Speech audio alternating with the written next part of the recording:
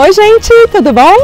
Você está no Chez Patrícia, que em francês significa na casa da Patrícia. Mas hoje eu não estou em casa não, estou numa cidadezinha aqui pertinho de Lyon para gravar o último vídeo do ano para vocês.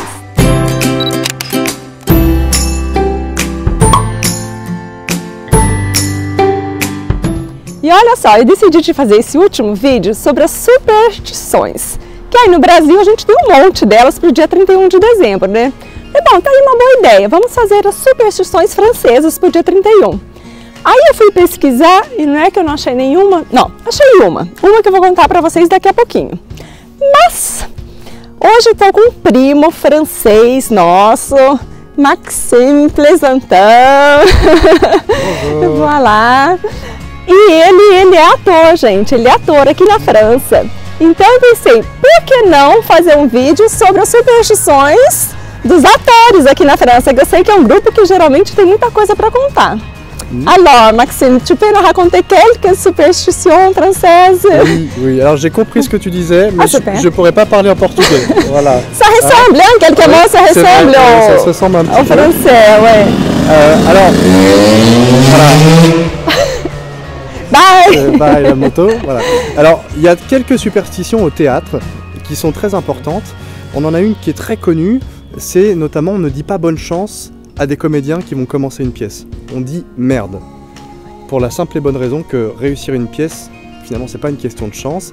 Et au temps où on venait avec des chevaux et avec des calèches, plus il y avait de merde devant le théâtre, plus il y avait de spectateurs qui... Plus il puait, voilà. Plus ça puait, mieux c'était. Exactement. Donc ça c'était un bon indicateur. Oui, qu'il y avait du monde, hein. Beaucoup de merde, beaucoup de monde. Il y a des petites choses où on n'a pas forcément d'origine. Par exemple, on est censé ne pas dire le mot rideau au théâtre. Donc on va dire pendrillon par exemple. Ah ouais. Voilà. On a d'autres mots, d'autres termes. On ne dit pas souvent le mot rideau. Je ne sais pas pourquoi on ne doit pas dire, mais il ne faut pas le dire. Il y a d'autres choses comme ça où il y a des mots qui sont interdits. Il y a une chose aussi qui est une superstition importante, c'est pareil, c'est historique, c'est la couleur verte. On ne porte pas de vert au théâtre. Ah bon? Ça, je sais pas. Ça commence à venir parce qu'on oublie un petit peu, mais on n'en porte pas parce qu'à l'époque, du temps de Molière notamment, qui est un très très grand auteur qu'on joue partout dans le monde, Molière portait beaucoup de vert et il en portait notamment dans sa dernière pièce, qui est le Malade imaginaire, la dernière pièce qu'il a jouée. Et en fait, dans le verre, il y avait, je crois, il y avait du carbone, il y avait du cyanure dans la teinture verte du vêtement. Et du coup, les gens au théâtre qui portaient beaucoup de verre, mouraient peu de temps après. C'était toxique. C'était toxique, exactement. Et alors, il y en a une qui est un peu plus générale, qui n'est pas que française, c'est Macbeth. Macbeth, c'est une superstition, et souvent, quand on joue cette pièce-là, on ne prononce pas le nom de Macbeth.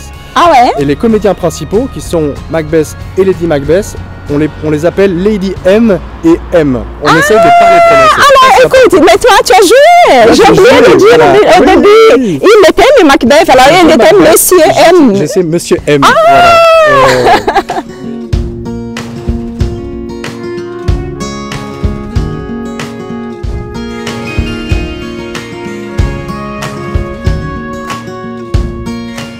C'est un peu moins le cas en France, on fait moins attention à ça, c'était beaucoup le cas en Angleterre, pour la simple et bonne raison que c'est la pièce la plus courte de Shakespeare. Alors c'est la plus courte, mais elle fait quand même 2h30 si on la joue en entier, minimum. C'est déjà, ouais. Et du coup, les gens qui voulaient faire une pièce de Shakespeare, mais qui n'avaient pas le temps de la faire, ils se disaient on va faire Macbeth.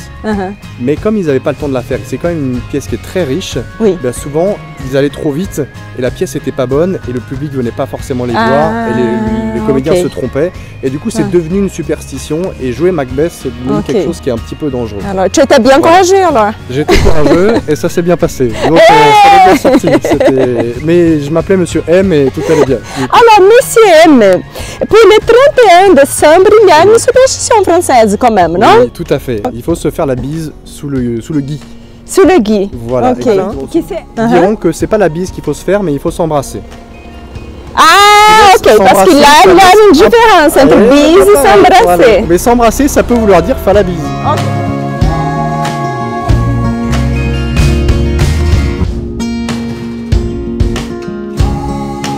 C'est une des seules superstitions par rapport au 31 qui existe.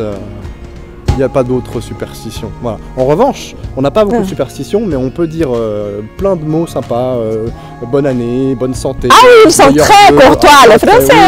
Alors, vous pouvez finaliser la vidéo alors en souhaitant pour les abonnés une bonne année. Une très bonne année, une très bonne santé, meilleurs vœux. Et alors, superstition également, il faut le faire, on a le droit de le faire jusqu'au 31 janvier et après il faut arrêter. Ah, mais vous êtes gâtés! On peut en souhaiter beaucoup, mais oui? jusqu'au 31 janvier. Après on arrête bonne année. Ah, ça c'est bon, j'aimais. Il n'y en a pas beaucoup, mais par contre ça dure longtemps. Voilà, ça dure longtemps, oui. Bon, alors on va finaliser la vidéo souhaitant pour tous les Brésiliens une bonne année, beaucoup de santé, paz e amor do coração de vocês, gente. Um bom ano. Bonne année. Beijo, gente. Tchau. Até o próximo vídeo. Tchau. Até o ano que vem. Bonne année, gente. Tchau, tchau. Bonne année, bonne santé. Yeah! Super!